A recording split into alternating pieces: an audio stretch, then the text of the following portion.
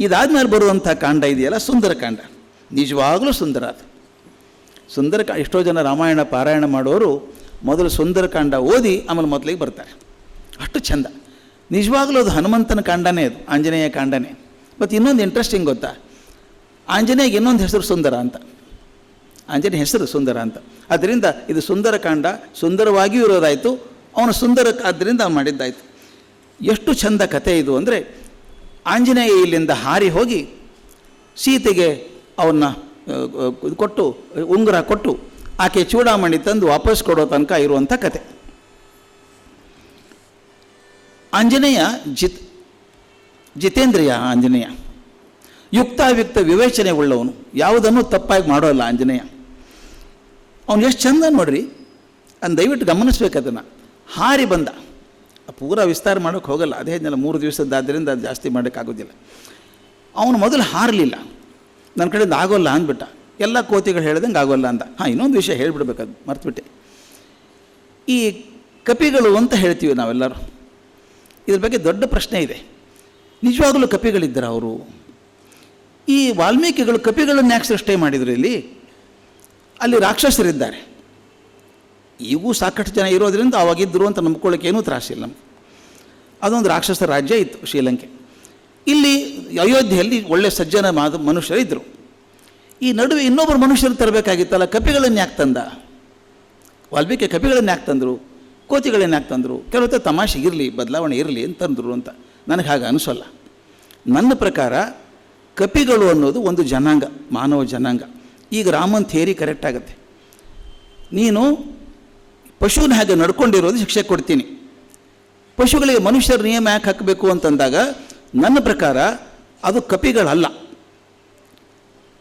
ಒಂಥರ ಜನ, ಒಂಥರ ಕಾಡು ಜನ ಇದ್ದಂಗೆ ಇರಬೇಕು. ಅವರು ಮನುಷ್ಯರೇ ಅವರು.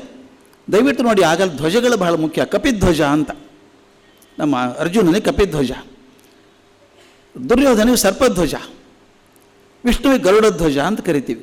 ಹಾಗೆ ಆ ಕಪಿಧ್ವಜರಾದಂಥ ಮನುಷ್ಯರೇ ಇದ್ದರು ಅಂತ ನನ್ನ ಮೊಮ್ಮಗಳೊಂದು ಪ್ರಶ್ನೆ ಕೇಳಿದ್ಲು, ಉತ್ತರ ಹುಡುಕದಾಗ ಇದು ಸಿಕ್ತು ನನ್ನ ತಲೆಗೆ.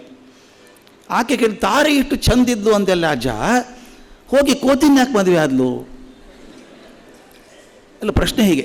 ನೀವು ಚಿತ್ರ ತೆಗೆದು ನೋಡಿ, ತಾರೆಯನ್ನು ತುಂಬ ಚಂದದ ಹುಡುಗಿ ತೋರಿಸ್ತಾರೆ. ಇವು ಕಪಿಗಳು ಹಂಗೆ ಇದ್ದಾರೆ. ಇದು ಯಾಕೆ ಹಿಂಗೆ? ಅದು ಹಂಗಲ್ಲ, ನನ್ನ ಪ್ರಕಾರ ಹಾಗಲ್ಲ. ನನ್ನ ಪ್ರಕಾರ ಅವರು ಮನುಷ್ಯರೇ, ಒಂದು ಥರದ ಜನ, ಥರ ಕಾಡಿನಲ್ಲಿರುವಂಥ ಜನ. ಅವರು ಚೆಂದ ಆರ್ಗನೈಸ್ ಮಾಡ್ಕೊಂಡಿದ್ದಾರೆ.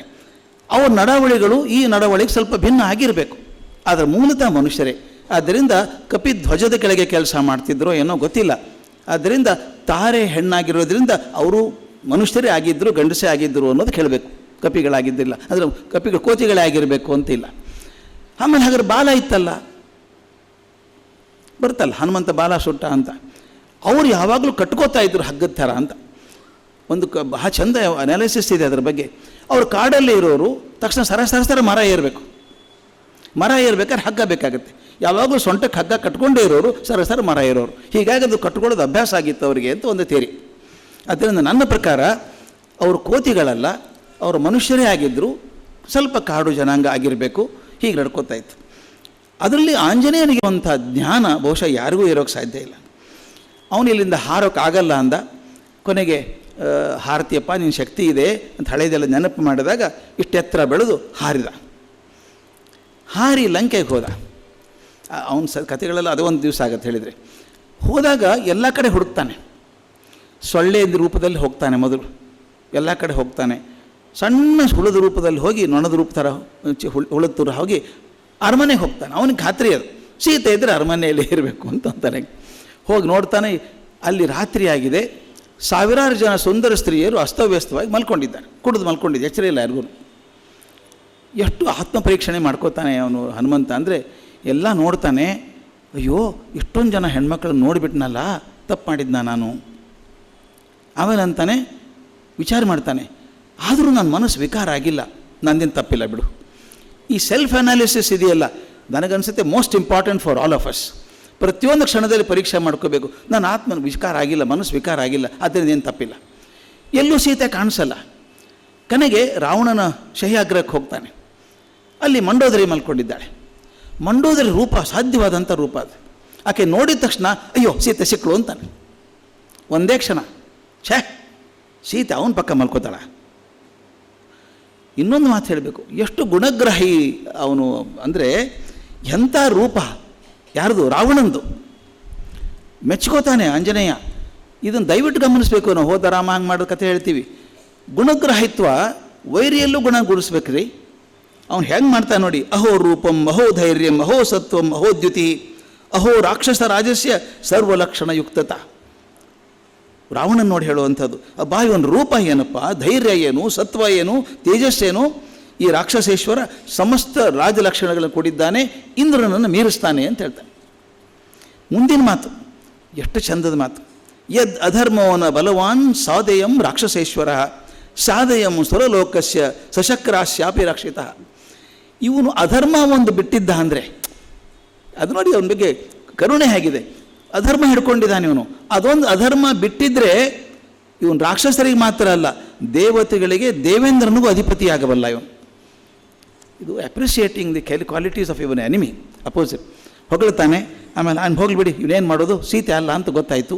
ಹೊರಗೆ ಬರ್ತಾನೆ, ಎಲ್ಲೆಲ್ಲೂ ಸಿಗಲಿಲ್ಲ ಸೀತೆ. ಇದನ್ನು ನಾವೆಲ್ಲ ನೆನೆಸ್ಕೋಬೇಕು ಸ್ನೇಹಿತರೆ. ನಾವು ರಾಮಾಯಣ ಹೇಳ್ದಾಗ ಹೇಳೋಲ್ಲ ಅದನ್ನು. ಹೊರಗೆ ಬಂದು ದುಃಖ ಪಡ್ತಾನೆ. ನಾ ಬಂದದ್ದು ಅದಕ್ಕೆ ಹಾರಿ ಬಂದದ್ದು, ಮಾತು ಕೊಟ್ಟು ಬಂದಿದ್ದೀನಿ, ಸೀತೆನ ಹುಡ್ಕೊಂಬರ್ತೀನಿ ಅಂತ ಹೇಳಿದ್ದೀನಿ, ಆಗಲಿಲ್ಲಲ್ಲ. ಇನ್ನು ಹೋಗಿ ಮುಖ ಏನು ತೋರಿಸ್ತೀನಿ ನಾನು ರಾಮನಿಗೆ.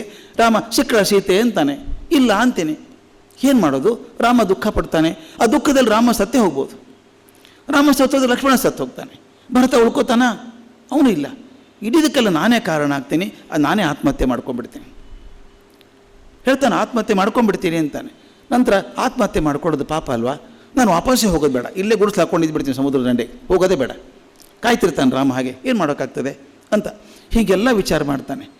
ಮತ್ತೊಂದು ಸಲ ಹೇಳ್ತಾನೆ, ರಾಮ ನನ್ನ ನಂಬಿಕೆ ಇಟ್ಟು ಕಳಿಸಿದ್ದಾನೆ, ಉಂಗುರ ಕೊಟ್ಟು ಕಳಿಸಿದ್ದಾನೆ, ಅದನ್ನು ಹುಡುಕಲೇಬೇಕು ನಾನು ಹೇಗಿದ್ರು. ಛೇ ಒಂದು ಕ್ಷಣ ನನಗೆ ನಿರಾಶೆ ಆಗಿಬಿಡುತ್ತಲ್ಲ, ನಿರಾಶೆ ಆದಾಗಲೆಲ್ಲ ರಾಮನ ನೆನಿಬೇಕು, ಉತ್ಸಾಹ ಬರುತ್ತೆ ಅಂತಾನೆ. ಎದ್ದು ಹೊರಡ್ತಾನೆ. ವಿಚಾರ ಮಾಡ್ತಾನೆ, ಯಾವ್ಯಾವ ಜಾಗ ನೋಡಿಲ್ಲ ಇನ್ನೂ ನಾನು ಲಂಕೆಯಲ್ಲಿ. ಮೇಲೆ ಹಾರ್ತಾನೆ. ಈಗ ಡ್ರೋನ್ ಅಂತೀವಲ್ಲ ನಾವು, ಡ್ರೋನ್ ವ್ಯೂ ಅಂತ, ಎಷ್ಟು ಚಂದಕ್ಕೆ ವರ್ಣನೆ ಮಾಡ್ತಾರೆ ಅವರು. ನೆಲ ಬಿಟ್ಟು ಆಕಾಶಕ್ಕೆ ಹಾರಿ ನೋಡ್ತಾನೆ. ಒಂದು ಕಡೆಗೆ ಮಾತ್ರ ಗಿಡಗಳು ಒತ್ತೊತ್ತೆಯಾಗಿ ಬೆಳೆದಿದ್ದಾವೆ. ತೋಟ ತುಂಬ ಚೆನ್ನಾಗಿದೆ, ಹಸಿರು ನಳನಳಿಸ್ತಾ ಇದೆ. ಬೇರೆ ಕಡೆ ಒಣಗಿದ್ರು ಕೂಡ ಅಲ್ಲಿ ಒಣಗೇ ಇಲ್ಲ ಒಂಚೂರು. ಅವನಂತಾನೆ, ಹಿಂಗಿದ್ರೆ ಸೀತೆ ಅಲ್ಲೇ ಇರಬೇಕು. ಇಷ್ಟು ಚೆನ್ನಾಗಿರ್ಬೇಕಾದ್ರೆ ಪ್ರದೇಶ ನಮ್ಮಲ್ಲಿ ನಾಪಿದೆ, ಎಲ್ಲೆಲ್ಲಿ ಮಹಾತ್ಮರು ಇರ್ತಾರೋ ಅಲ್ಲಿ ಯಾವತ್ತೂ ಬರಗಾಲ ಬರೋಲ್ಲ ಅಂತ. ಹಾಗಾಗಿ ಚೆನ್ನಾಗಿದೆ ಅಂತ ಹೋಗ್ತಾನೆ. ನೋಡ್ತಾನೆ, ಮರದ ಕೆಳಗೆ ಕೂತಿದ್ದಾಳೆ ಸೀತೆ. ಮಲಿನ ವಸ್ತ್ರ, ಸೊರಗಿದ್ದಾಳೆ ತುಂಬ. ಮುಖ ಸುಂಕಾಗಿದ್ದರೂ ಕೂಡ ಆ ಕಳೆ ಕಾಂತಿ ತುಂಬಿಲ್ಲ, ಮರೆತಿಲ್ಲ. ಈಗೇನೆ ಇರಬೇಕು ಅಂತಾನೆ. ಎಷ್ಟು ಬುದ್ಧಿ. ಮರದ ಮೇಲೆ ಕೂತ್ಕೋತಾನೆ ಹೋಗಿ ಕೋತಿ ರೂಪದಲ್ಲಿ. ತಕ್ಷಣ ಹೋಗಿ ಮಾತಾಡ್ಬಿಟ್ರೆ, ಇವನು ರಾವಣನ ಯಾವನೊಬ್ಬನ ವೇಷ ಹಾಕೋ ಬಂದಿದ್ದಾನೆ, ರಾಕ್ಷಸ ಅನ್ಕೋಬಾರ್ದು ಅಂತ. ಮೇಲೆ ಕೂತ್ಕೊಂಡು ನಿಧಾನಕ್ಕಾಗಿ ರಾಮನ ಹಾಡು ಹಾಡೋಕ್ಕೆ ಶುರು ಮಾಡ್ತಾನೆ. ಇಡೀ ರಾಮಚರಿತೆಯನ್ನು ಹಾಡ್ತಾನೆ ನಿಧಾನಕ್ಕೆ. ಹಾಗೆ ಆಶ್ಚರ್ಯ, ಈ ರಾಕ್ಷಸರ ತಂಡದಲ್ಲಿ ಈ ರಾಮನ ಮಾತೆಯಲ್ಲಿ ಬಂತು. ನೋಡ್ತಾಳೆ, ಮೇಲೆ ಕೂತಿದ್ದಾನೆ, ನಿಧಾನಕ್ಕೆ ಬರ್ತಾನೆ. ಅಮ್ಮ ನಾನು ರಾಕ್ಷಸ ಅಲ್ಲ, ನಾನು ರಾಮನ ಸೇವಕ ಅಂತ ಹೇಳಿ ಯಾವಾಗಲೂ ಕನ್ವಿನ್ಸ್ ಮಾಡಬೇಕಲ್ಲ. ಪ್ರೂಫ್ ಏನಪ್ಪ, ನೀನು ರಾಮನ ಕಡೆ ಬಂದಿದ್ದೀಯಾ ಅಂತ ಹೇಳಿ ಆ ಉಂಗುರ ಕೊಡ್ತಾನೆ. ಈಗ ಪಿಕ್ ಪಾಕೆಟ್ ಮಾಡೋರು ಇರ್ತಾರೆ, ಉಂಗುರ ತಂದಿದ್ರೆ ಇವನು ಅಂತ.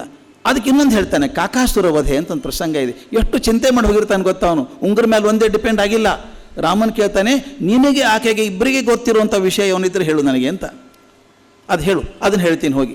ಕಾಕಾಸುರ ವಧ ಪ್ರಸಂಗ ಹೇಳ್ತಾನೆ. ಆಕೆ ಖಾತ್ರಿ ಆಗುತ್ತೆ, ಚಿಂತೆ ಮಾಡಬೇಡಮ್ಮ, ನಾ ಕರ್ಕೊಂಡು ಹೋಗ್ತೀನಿ. ಅಲ್ಲೊಂಚೂರು ದುಡುಕಿ ಬಿಡ್ತಾನೆ. ಅಮ್ಮ ಒಂದು ಕೆಲಸ ಮಾಡು, ನಾನು ಹೆಂಗಿದ್ರು ಹಾರ್ಕೊಂಡು ಹೋಗ್ತೀನಿ, ನಾನು ಬೆನ್ನ ಮೇಲೆ ಕೂತ್ಕೊಂಡ್ಬಿಡು, ಕರ್ಕೊಂಡು ಹೋಗ್ಬಿಡ್ತೀನಿ ನಾನು ಅಲ್ಲಿ ಒಂದು ತಾಸಲ್ಲಿ ಕರ್ಕೊಂಡು ಹೋಗ್ಬಿಡ್ತೀನಿ ರಾಮನ ಕಡೆ ನಿನ್ನ ಅಂತ. ಆಕೆ ಹೇಳ್ತಾಳೆ, ಇಲ್ಲಪ್ಪ ನಾ ಬರೋಲ್ಲ. ಎಷ್ಟು ಧರ್ಮ ಪ್ರಜ್ಞೆ ಇದೆ ಅಂದರೆ, ಯಾಕೆ ಬರೋಲ್ಲ ಅಂತ ಕೇಳಿ ಹೇಳ್ತಾನೆ, ನೋಡು ನನಗೆ ಅನಿವಾರ್ಯವಾಗಿ ರಾವಣನಿಂದ ಪುರುಷ ಸ್ಪರ್ಶ ಆಯಿತು, ಅನಿವಾರ್ಯ, ಅಸಹಾಯಕಳಾಗಿದ್ದು ಎತ್ಕೊಂಬಂದ ನನ್ನ. ಆದರೆ ಈಗ ಗೊತ್ತಿದ್ದು ನಾನು ನಿನ್ನ ಪರಪುರುಷನ ಮುಟ್ಟಲಾರೆ, ಮೊದಲೇದು. ಎರಡನೇದು, ನೀನೇ ಹೊತ್ಕೊಂಡಿದ್ದು ರಾಮಂದು ಏನಪ್ಪ ಆಶ್ಚರ್ಯ, ಅವನ ಶಕ್ತಿಗೆ ಏನು ಬೆಲೆ ಇದೆ. ನಾನು ಅಂದ್ಕೊಳ್ಳೋದು ರಾಮ ಬರಬೇಕು, ರಾವಣನ ಕೊಲ್ಲಬೇಕು, ಕರ್ಕೊಂಡು ಹೋಗಬೇಕು, ಆವಾಗ ರಾಮನ ಶೌರ್ಯ ಗೊತ್ತಾದರೆ ಮಾತ್ರ ನನಗೆ ಸಂತೋಷ ಆಗೋದು, ಅದನ್ನು ಬೇಡ ಅಂತಾಳೆ. ಸರಿ ಸರಿ ಅಂತಾನು ಅವನು. ನೋಡಿ, ಒಂದು ಕೆಲಸ ಆಯ್ತು 10 ಕೆಲಸ ಮಾಡ್ಕೊಂಬರೋ ಹನುಮಂತ. ಹೋಗಿ ಅಶೋಕ ವಧೆ ಗಿಡ ಪಡ ಕಿತ್ತು ಹಾಕ್ಬಿಡ್ತಾನೆ. ಪ್ರೀತಿ ತೋಟ ಅದು. ಸುದ್ದಿ ಗೊತ್ತಾಗ್ತದೆ, ಕೋತಿ ಬಂದಿದೆ, ಹೊಡೆಬರ್ರಿ ಅದನ್ನು ಕಳಿಸ್ತಾನೆ ರಾವಣ. ಸೈನಿಕರನ್ನೆಲ್ಲ ಹೊಡೆದು ಹಾಕ್ತಾನೆ, ಮಂತ್ರಿಗಳು ಬರ್ತಾರೆ, ಸೇನಾಪತಿ ಅವ್ರನ್ನೂ ಕೊಂದು ಹಾಕ್ತಾನೆ, ಒಬ್ಬ ರಾವಣನ ಮಗನೂ ಕೊಂದು ಹಾಕ್ಬಿಡ್ತಾನೆ. ಹಿಡ್ಕೊಂಬರ್ರಿ ಅದನ್ನು ಅಂತಾನೆ. ಕಡೆಗೆ ಇವನು ಮೇಘನಾದ ಬಂದು ಒಂದು ಇದು ಬಿಡ್ತಾನೆ, ಏನದು ಬ್ರಹ್ಮಾಸ್ತ್ರ ಬಿಡ್ತಾನೆ. ಬ್ರಹ್ಮಾಸ್ತ್ರಕ್ಕೆ ಬೆಲೆ ಕೊಡಬೇಕಲ್ಲ, ಅದು ಸುತ್ತಿ ಬಿಡುತ್ತೆ. ಅದು ಗೌರವ ಕೊಟ್ಟು ಕೂತ್ಕೋತಾನೆ, ಹಿಡ್ಕೊಂಡು ಹೋಗ್ತಾರೆ. ಯಾಕೆ ಹಿಡ್ಕೊಂಡ ಗೊತ್ತಾ ಇವನು? ಯಾಕೆ ಸಿಕ್ಕಾಕೊಂಡ ಬ್ರಹ್ಮಾಸ್ತ್ರದೊಳಗೆ ಅಂತ ಅವ್ನು ಬಿಡ್ಕೋಬೋದಾಗಿತ್ತು ಅವನು. ಆದರೆ ರಾವಣನ ನೋಡಬೇಕಾಗಿದೆ ಅವನಿಗೆ. ಹಿಡ್ಕೊಂಡೋಗಿ ಕೂಡಿಸಿದ್ರು. ನೀ ಯಾರಪ್ಪ ಅಂತ ಕೇಳ್ದ. ದಾಸೋಹಂ ರಾಮಚಂದ್ರಸ್ಯ ಅಂತ ಹೇಳ್ತಾನೆ, ರಾಮನ ದಾಸ ನಾನು ಅಂತ ಹೇಳ್ತಾನೆ. ಹೇಳ್ಕೊಂಡು ಹೇಳ್ತಾನೆ, ನೀನು ಹಿಂಗೆ ಹಾರಿ ಬಂದೆಲ್ಲ ಹೆಂಗೆ, ಎಷ್ಟು ಜನ ಇದ್ದಾರೆ ನಿಮ್ಮ ಕಡೆಗೆ? ಅವನು ಹೇಳ್ತಾನೆ, ಇಡೀ ರಾಮನ ಸೈನ್ಯದಲ್ಲಿ ಅತ್ಯಂತ ಅಶಕ್ತನಾದವನು ಅಂದ್ರೆ ನಾನೇ. ಇದು ಯಾಕೆ ಹೇಳಬೇಕು ಗೊತ್ತಾ? ಎಂಥ ಸೈಕಾಲಜಿ ಗೊತ್ತಾ? ಇವನೊಬ್ಬರೇ ಅನಾಹುತ ಮಾಡಿದ್ದಾನೆ, ಇವನು ವೀಕೆಸ್ಟ್. ಇವನು ಉಳಿದವ್ರು ಹೆಂಗೆ ಇರಬೇಕಲ್ಲಿ? ಅರ್ಧಕ್ಕರ್ಧ ಅವ್ರ ಮನಸ್ಸು ಸೋಲಿಸೇ ಬಿಡೋದು, ಅಲ್ಲೇ ಮನಸ್ಸು ಸೋಲಿಸ್ಬಿಡೋದು. ಚಿಂತೆ ಮಾಡಬೇಡ, ನಮ್ಮ ಭಾಷೂರಿದ್ದಾರೆ, ನಾನು ಅತ್ಯಂತ ಅಶಕ್ತನಾದವನು ಅಂತ ಕಳಿಸಿದ್ದಾರೆ ನನ್ನ ಅಂತ. ಆಮೇಲೆ ಊರೆಲ್ಲ ಸುತ್ತಾಡಿ ನೋಡ್ತಾನೆ. ಇವನು ಬಾಲಕ್ಕೆ ಬೆಂಕಿ ಹಚ್ಚಿಬಿಡಿ ಅಂತಾರೆ ಅವರು. ನೋಡಿ ಎಷ್ಟು ಚೆನ್ನಾಗಿದೆ. ಸೀಮೆ ಎಣ್ಣೆ ಅವ್ರದ್ದೇ, ಬಟ್ಟೆ ಅವ್ರದ್ದೇ, ಕಡ್ಡಿಪಟ್ಟಣನೂ ಅವ್ರದ್ದೇ. ಇವಂದೇನು ಇನ್ವೆಸ್ಟ್ಮೆಂಟ್ ಇಲ್ಲ. ಹಚ್ಕೊಂಡು ಊರೆಲ್ಲ ಸುಟ್ಟು ಬರ್ತಾನೆ. ಅಂದರೆ ಹೆದರಿಸ್ಬಿಡ್ತು. ಒಂದು ಕೋತಿ ಬಂದು ಇಷ್ಟು ಅನಾಹುತ ಮಾಡೋದಾದರೆ, ಅದು ಅಶಕ್ತ ಕೋತಿ ಇಷ್ಟು ಮಾಡೋದಾದರೆ ಉಳಿದವರೆಲ್ಲ ಸೇರಿದರೆ ಹೆಂಗೆ ಮಾಡಿರ್ಬೋದು ಅಂತ ಒಂದು ಭಯ ಹುಟ್ಟಿಸೋದಿತ್ತು. 3 ಕಾರಣ. ಒಂದು, ಪೂರ್ತಿ ಲಂಕೆ ನೋಡ್ಕೊಂಬರ್ಬೇಕು, ಎಲ್ಲಿ ಗಟ್ಟಿ ಇದೆ ಎಲ್ಲಿ ಅಶಕ್ತ ಇದೆ ನೋಡ್ಕೋಬೇಕು. ಅವ್ರ ಸೈನ್ಯ ಹೇಗಿದೆ ನೋಡ್ಕೊಂಬರ್ಬೇಕು. ಅದು ರಾವಣನ ಹೆದೆಯಲ್ಲಿ ಒಂದು ಭಯ ಹುಟ್ಟಿಸಿ ಬರಬೇಕು. ಇದೆಲ್ಲವನ್ನು ಮಾಡ್ಕೊಂಬರ್ತಾನೆ. ಅದಕ್ಕೆ ನಿಜವಾಗ ಸೇವಕ ಇದ್ದರೆ ಒಂದು ಹೇಳಿದ್ರೆ 4 ಮಾಡ್ಕೊಂಬರ್ತಾನೆ ಅಂತ. ನಾನು ಕಡೆ ಬರೆದಿದ್ದೆ. ಇಬ್ಬರು ಗೆಳೆಯರು, ಕಿಟ್ಟಣ್ಣ ಗುಂಡಣ್ಣ ಅಂತ, ಇಬ್ಬರು ಜೊತೆಗೆ ಕಲಿತರು. ಒಂದೇ ಶಾಲೆಯಲ್ಲಿ ಒಂದೇ ಬೆಂಚ್ ಮೇಲೆ ಕಲಿತರು, ಒಂದೇ ಪರೀಕ್ಷೆ ಪೇಪರ್ ಇಬ್ಬರಿಗೂ ಅಷ್ಟೇ ಮಾರ್ಕ್ಸ್ ಬಂತು. ಇಬ್ಬರು ಒಂದೇ ಕಂಪ್ನಿಗೆ ಸೇರಿಕೊಂಡ್ರು. ಈ ಹಣ್ಣು ಮಾರೋದು ಹೋಲ್ಸೇಲ್ ಕಂಪ್ನಿ ಇರ್ತಾವಲ್ಲ, ಕಂಪ್ನಿಗೆ ಸೇರಿಕೊಂಡ್ರು. ಗುಂಡಣ್ಣವ ಅಲ್ಲೇ ಕೂತಿದ್ದ, ಪ್ರಮೋಷನ್ ಆಗಲೇ ಇಲ್ಲ ಅವನಿಗೆ. ಕಿಟ್ಟಣ್ಣನಿಗೆ 2 ಪ್ರಮೋಷನ್ ಆಯಿತು. 3ನೇ ಪ್ರಮೋಷನ್ ಆದಾಗ ಕಿಟ್ಟಣ್ಣನ ಮೇಲೆ ಬಂದುಬಿಟ್ಟ. ಕಿಟ್ಟಣ್ಣ ಮೇಲೆ ಬಂದುಬಿಟ್ಟ ಗುಂಡಣ್ಣ ರಿಪೋರ್ಟ್ ಮಾಡೋಂಗಾಯ್ತು. ಆವಾಗ ಸಂಕಟ ಆಯಿತು. ಅವನು ಹೋದ, ಯಜಮಾನರ ಕಡೆ ಹೋದ. ಏನು ಅನ್ಯಾಯ ಸ್ವಾಮಿ, ಇಬ್ಬರು ಅಷ್ಟೇ ಮಾರ್ಕ್ಸು, ಒಂದೇ ಬೆಂಚಲ್ಲಿ ಕೂತು ಪಾಸ್ ಆಗಿದ್ದೀವಿ, ಅವ್ನು ಪ್ರಮೋಷನ್ ಕೊಟ್ಟು ಮ್ಯಾನೇಜರ್ ಮಾಡಿದ್ವಿ, ನಾನು ಅಲ್ಲೇ ಇದ್ದೀನಿ, ನನಗೆ ಅನ್ಯಾಯ ಅಲ್ವಾ, ನನಗೂ ಪ್ರಮೋಷನ್ ಕೊಡಬೇಕಾಗಿತ್ತಲ್ಲ ಅಂತ ಕೇಳ್ತಾನೆ. ಹಿಂಗೆ ಗುಂಡಣ್ಣ ಒಂದು ನಿಮಿಷರು ಅದ ಪ್ರಮೋಷನ್ ಆಮೇಲೆ ನೋಡೋಣಂತೆ, ಈಗ ಬೇಸಿಗೆ ಕಾಲ ಬರ್ತಾಯಿದೆ, ಮಾರ್ಕೆಟಲ್ಲಿ ಕಲ್ಲಂಗಡಿ ಬಂದಿದೆ ನೋಡ್ಕೊಂಬ ಹೋಗು ಅಂತ. ಅರಿ ನಾನು ಕೇಳೋಕೆ ಬಂದದ್ದು ಪ್ರಮೋಷನ್, ನೀವು ಕಲ್ಲಂಗಡಿ ಏನು ಮಾಡೋದು, ಬಾಸ್ ಹೇಳ್ತಾನೆ ಹೋಗ್ಬೇಕಲ್ಲ. ಹೋಗ್ತಾನೆ, ಮಾರ್ಕೆಟಿಗೆ ಹೋಗ್ತಾನೆ. ಅರ್ಧ ಗಂಟೆ ಬಂದ. ಏನು ಗುಂಡಣ್ಣ, ಮಾರ್ಕೆಟಲ್ಲಿ ಬಂದಿಲ್ಲ, 2 ಅಂಗಡಿಯಲ್ಲಿ ಇದ್ದಾವೆ, ಉಳಿಕೆ ಕಡೆ ಕಲ್ಲಂಗಡಿ ಹಣ್ಣು ಬಂದಿಲ್ಲ ಇನ್ನು. ಹೇಗಂತೆ KG? ಅದನ್ನು ಕೇಳಲಿಲ್ಲ ನಾನು. ಕೇಳ್ಕೊಂಬ. ಮತ್ತೆ ಹೋದ, ಬಂದ, 18 ರೂಪಾಯಿ KG ಅಂತೆ ಅಂತ. ಎಷ್ಟಿದೆ ಅಂತ ಅವ್ರ ಕಡೆ? ಅದನ್ನು ಕೇಳಲಿಲ್ಲ ನಾನು. ಕೇಳ್ಕೊಂಬ. ಮತ್ತೆ ಹೋದ, ಒಂದು ಅಂಗಡಿಯಲ್ಲಿ 25 KG ಇದೆ ಅಂತೆ. ಅಲ್ಲಪ್ಪ, ನನಗೆ ಬೇಕಾದರೆ 500-600 KG ಬೇಕು, ಹೋಲ್ಸೇಲ್ ಮಾರಬೇಕಾದ್ರೆ ಅಷ್ಟು ಕೊಡಿಸ್ಕೊಡ್ತಾರಂತ ಅವರು. ಅದನ್ನು ಕೇಳಲಿಲ್ಲ ನಾನು. ನೀ ಕೂಡು ಅಂದ. ಕಿಟ್ಟಣ್ಣ ಬಾರೋ, ಅಂಗಡಿಯಲ್ಲಿ ಮಾರ್ಕೆಟಲ್ಲಿ ಕಲ್ಲಂಗಡಿ ಹಣ್ಣು ಬಂದಿದೆ ಕೇಳ್ಕೊಂಬ ಅಂದ.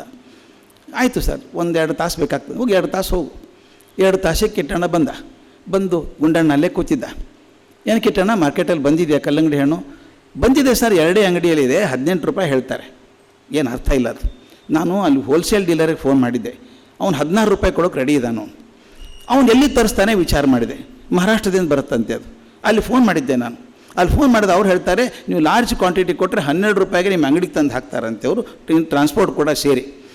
ನಾನು ವಿಚಾರ ಮಾಡಿದೆ, ಅವ್ರ ಕಡೆ ತೊಗೊಳ್ಳೋದಕ್ಕಿಂತ ಈ ಬೆಳೆಯೋರಿದ್ದಾರಲ್ಲ ತೋಟಗಾರರು, ಅವ್ರದ್ದೊಂದು ಸಂಘ ಇದೆ, ಈ ಕನೇರಿ ಅಂತಿದೆ, ಅಲ್ಲಿ ಫೋನ್ ಮಾಡಿದ್ದೆ. ಕನೇರಿಯಲ್ಲೂ ತೋಟಗಾರರ ಸಂಘದವ್ರು ಹೇಳಿದರು, ನಮ್ಮಲ್ಲೇ ಪ್ರೊಡ್ಯೂಸ್ ಮಾಡೋದು ನಾವೇ ಕೊಡೋದು ಅವರಿಗೆ, ನೀವು ಡೈರೆಕ್ಟ್ಲಿ ನಮಗೆ ಆರ್ಡರ್ ಕೊಟ್ಟರೆ 8 ರೂಪಾಯಿಗೆ ನಿಮ್ಮ ಅಂಗಡಿಗೆ ತಂದು ಹಾಕ್ತಾರಂತೆ, ಬೇಕಾದ್ರೆ 1000 KG ಕೂಡ ಕೊಡ್ತಾರಂತೆ. ಇಷ್ಟು ಹೇಳ್ದ ಕಿಟ್ಟಣ್ಣ. ಗುಂಡಣ್ಣ ಎದ್ದ, ಅವನಿಗೆ ಕೊಡಿ ಸರ್ ಪ್ರಮೋಷನ್ನು ಅಂತ ಹೋದ. ಇದು ನಿಜವಾಗ ಸಾರ್ಥಕವಾದಂಥ ಸೇವಕ ಮಾಡೋ ಕೆಲಸ. ಒಂದು ಕೆಲಸ ಹೇಳಿದ್ದು, ನೀ ಸೀತೆ ಇದ್ದಾಳೆ ನೋಡ್ಕೊಂಬ ಅಂದಾಗ ಉಂಗುರ ಕೊಟ್ಟು ಬಂದು ಚೂಡಾಮಣಿ ತೊಗೊಂಬಂದು ಕೊಟ್ಟರೆ ಮುಗಿದು ಹೋಗ್ತಿದ್ದು ಕೆಲಸ ಅವನು.